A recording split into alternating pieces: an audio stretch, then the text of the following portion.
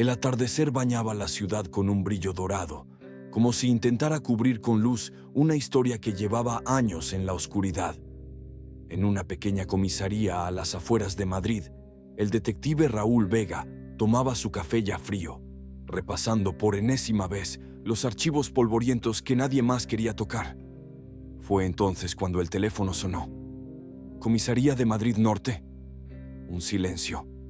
Luego, una voz temblorosa. Hola. No sé si llamé al lugar correcto, pero creo que soy Sofía Méndez.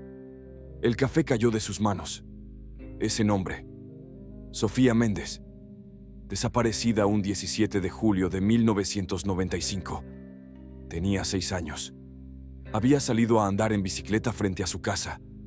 Era una tarde cualquiera. Su madre, Laura, la observaba desde la ventana. Bastaron 3 minutos. Cuando volvió a mirar, la bicicleta azul estaba tirada en el césped. Sofía ya no estaba. No hubo testigos, no hubo gritos, no hubo señales de forcejeo. Solo una madre desesperada, un vecindario paralizado y una investigación que nunca llegó a ninguna parte. El caso se volvió leyenda. En las noticias la llamaron la niña fantasma. Durante años hubo vigilias, teorías, falsas esperanzas. Se buscaron cuerpos en ríos, en bosques, en casas abandonadas. Nada, ni una prenda, ni una huella. Solo un vacío que creció con los años. Laura Méndez, la madre, jamás se recuperó. Se convirtió en la sombra de quien fue. Murió en 2010 con una sola pregunta en los labios. ¿Dónde estás, Sofía? Y ahora, 28 años después, alguien decía ser ella. Vega tragó saliva, tratando de mantener la compostura. Años de fracasos le habían enseñado a no creer en milagros. Pero algo en esa voz, ese tono, ese temblor, no era fingido. No sonaba como una broma. ¿Puede decirme dónde está? ¿Está segura de lo que dice? La mujer respiró hondo al otro lado de la línea. No recuerdo todo, pero tengo sueños, recuerdos, una canción en otro idioma y una marca detrás de la oreja. ¿Una marca? Sí, una mancha pequeña, como una luna, detrás de la oreja derecha. Vega se quedó helado.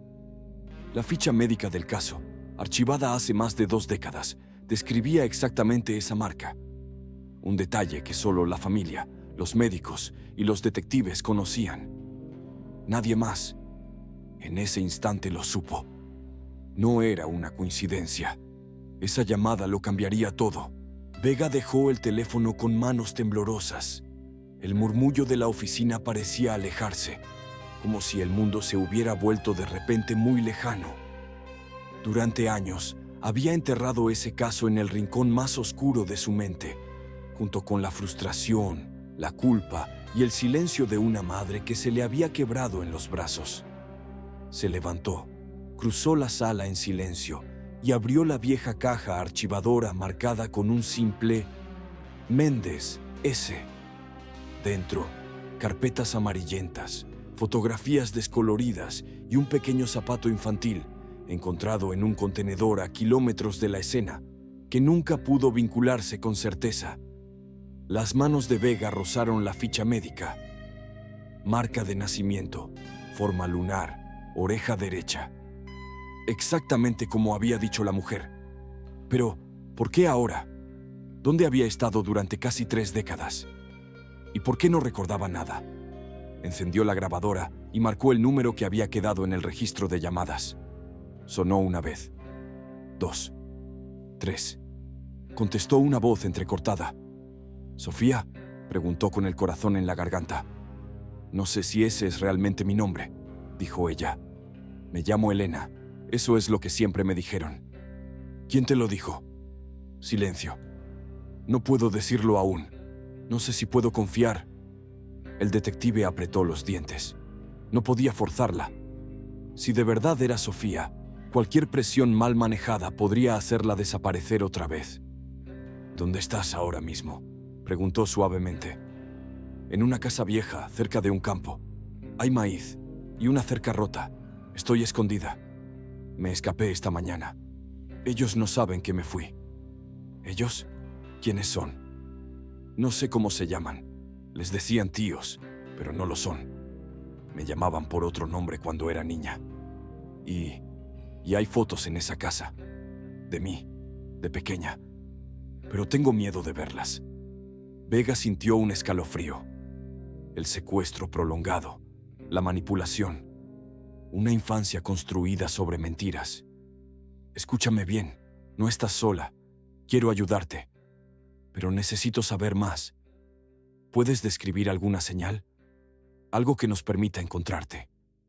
Hay una torre de agua oxidada, con letras rojas, detrás de una iglesia sin campana. Puedo escuchar trenes por las noches. Vega ya estaba escribiendo. Cada detalle, cada pista. El instinto le decía que se le acababa el tiempo.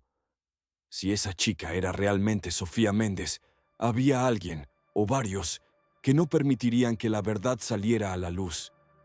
Y si ella había escapado, alguien la estaría buscando. Tal vez ya lo estaban haciendo. Elena, ¿estás sola ahora? Una pausa. El sonido de una rama crujiendo al otro lado de la línea. No lo sé. Creo que alguien me está mirando. La llamada se cortó.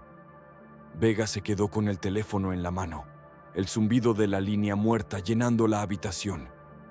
El reloj marcaba las 19:42 y por primera vez en 28 años sintió verdadero miedo. No por ella, por la niña que quizás aún estaba viva, pero no por mucho tiempo.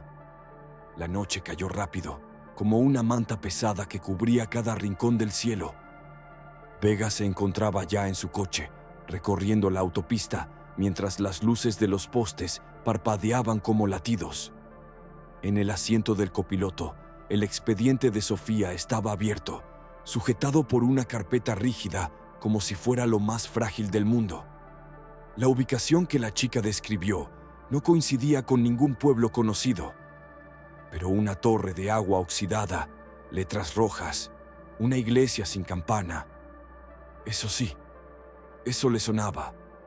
Hace más de 10 años, cuando investigaban una red de falsos hogares religiosos, Vega había visitado un lugar al sur de Segovia, una antigua finca transformada en refugio espiritual, que luego resultó ser el escondite de un grupo que reeducaba niños difíciles. Pero el caso se cerró por falta de pruebas. Nadie fue acusado. Hasta ahora. Apretó el volante. No había tiempo para esperar órdenes o armar operativos lentos y burocráticos. Si lo que pensaba era cierto, esa niña no solo había sido desaparecida, sino silenciada durante casi toda su vida. El coche rugía bajo sus pies, y mientras los kilómetros pasaban, las imágenes se mezclaban en su mente. La bicicleta abandonada, la madre gritando su nombre en la calle vacía, y ahora esa voz rota que decía: «No sé si ese es realmente mi nombre». Al llegar al desvío rural, la señal del móvil volvió brevemente. Vega intentó llamar de nuevo. Nada. Solo tono muerto. Pero ahí estaba. La torre. Alta, oxidada, con letras rojas casi borradas. Fundación Santa Pureza. Y a unos metros, la silueta de una capilla sin cruz y sin campana.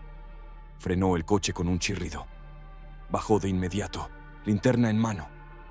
El viento silbaba entre los árboles secos. Todo estaba en silencio. Demasiado. «¡Elena!», gritó con fuerza. «¡Sofía!». Nada. Avanzó entre los matorrales, esquivando ramas secas que crujían bajo sus pies. El suelo estaba lleno de hojas húmedas. Entonces la vio. Una pequeña mochila infantil, color fucsia, con una cremallera rota. Estaba tirada junto al porche trasero de la vieja casa. La linterna iluminó la entrada. La puerta, entornada. Empujó con cuidado. El interior olía a madera podrida, moho y algo más. Descomposición. «¿Sofía?», dijo más bajo esta vez. Un ruido. Arriba. Una pisada.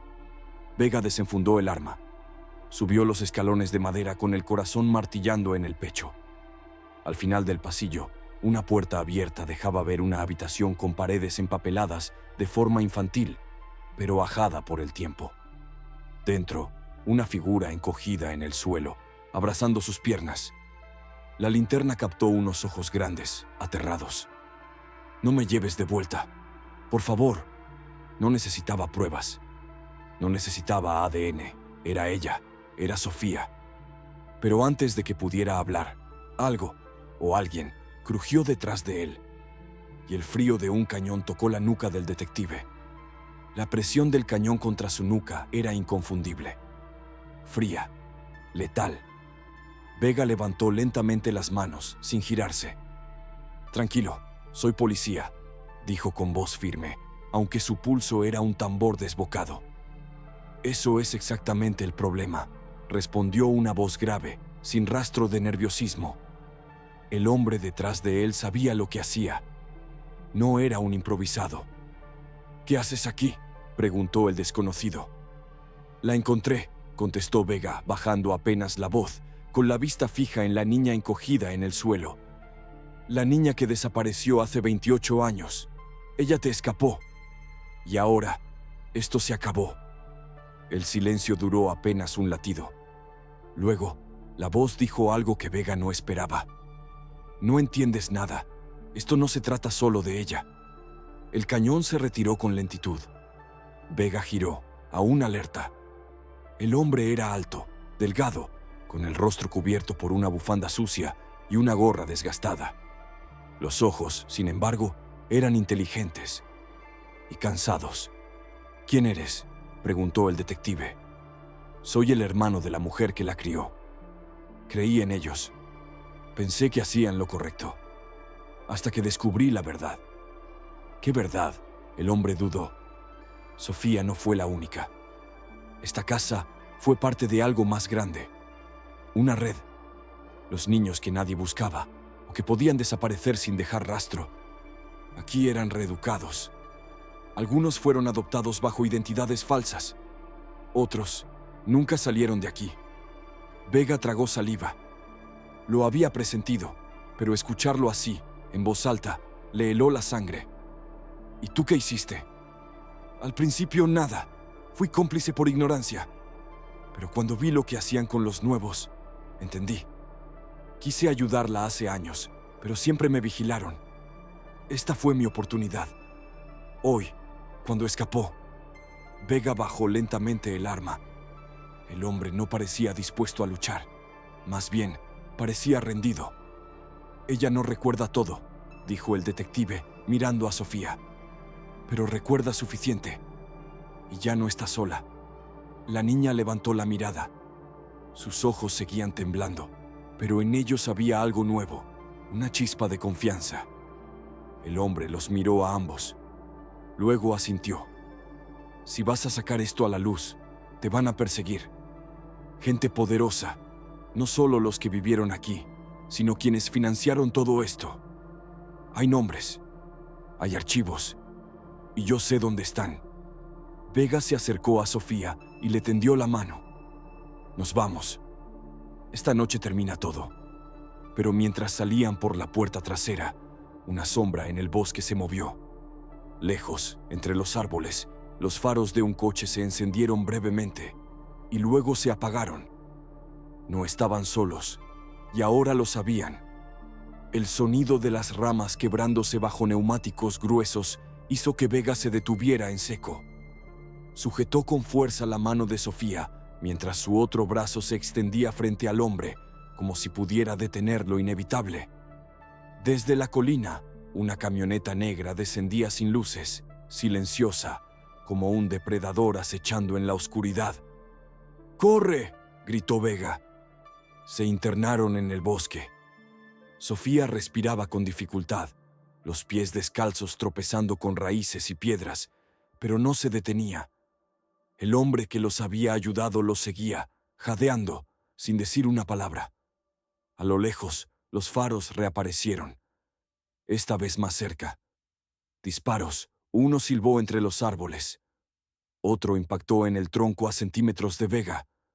«Por aquí», dijo el hombre desviándose hacia un claro. Allí, bajo una lona vieja, había una moto todoterreno. «Solo caben 2», dijo Vega. «Toma a la niña, yo los distraigo. No voy a dejarte. Tienes que hacerlo. Tengo los nombres. El resto de los archivos están en una caja de metal, enterrada en el cobertizo. Usa eso. Llévalo a la prensa si no sobrevivo. Que el mundo sepa».